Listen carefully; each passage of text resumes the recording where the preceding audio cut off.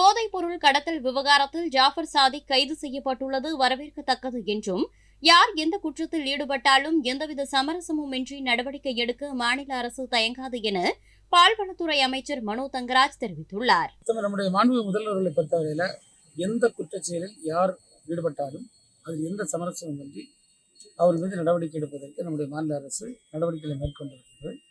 அதுக்கு ஒத்துழைப்பும் வழங்கி வருகிறது. போதைப் பொருட்களை பொறுத்தவரை அதை ஒழிக்க வேண்டும் என்பதில் நம்முடைய மாநில அரசு மிக உறுதியாக இருக்கிறது. பல்வேறு நடவடிக்கைகளை நம்ம எடுத்து வருகிறோம். நம்ம கன்னியாகுமரி மாவட்டத்தில் கூட பார்த்திங்கன்னா, இந்த அரசு பொறுப்பேற்ற உடனே நம்ம எக்கச்சக்கமான கஞ்சா போன்ற போதைப் பொருட்களை நம்ம எடுத்துக்கிட்டோம். அது எல்லாருக்குமே தெரிஞ்ச விஷயம். இல்லை, இது இப்படிப்பட்ட காரியங்களில் நம்முடைய மாண்பு முதல்வர்கள் இந்த அரசு எந்த சமரசங்களையும் செய்யாது என்பதில் எந்த மாற்று கருத்து கிடையாது.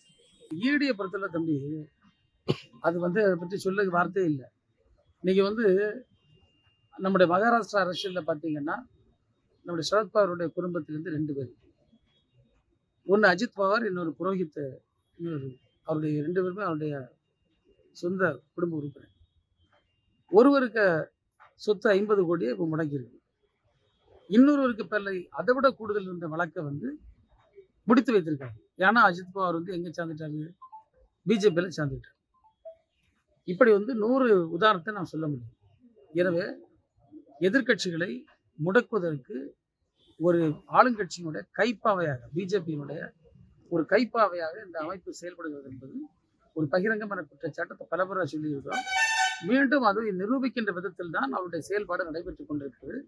இந்த நாட்டில் அந்த அளவிற்கு பணத்தை மோசடி செய்து வைத்திருக்கக்கூடிய பிஜேபி, RSS அதை சார்ந்த அமைப்புகள் மீது எந்த நடவடிக்கையோ அவருடைய கட்சி நபர்கள் மீது நடவடிக்கை எடுத்தாங்க.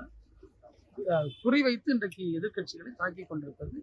இது ஒரு ஜனநாயகத்தை படுகொலைக்கு கொண்டு சென்று கொண்டிருக்கிறது என்பதற்கு ஒரு மிகப்பெரிய எடுத்துக்காட்டு. செய்திகளை உள்ளது உள்ளபடி தெரிந்து கொள்ள ரெஃப்ளெக்ட் நியூஸை சப்ஸ்கிரைப் பண்ணுங்க.